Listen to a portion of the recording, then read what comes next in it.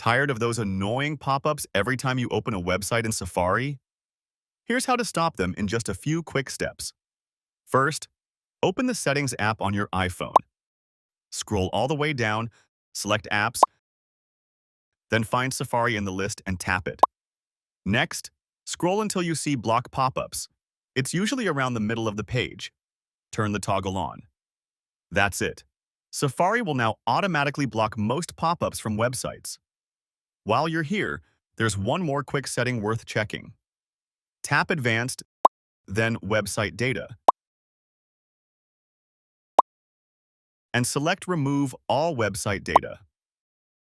This clears saved site data that can still trigger pop-ups or tracking cookies. Now, when you browse, Safari will quietly block most pop-ups. No more random ads or interruptions. And that's it. Your browsing just got a lot cleaner. If this helped, don't forget to like and subscribe for more quick Safari tips.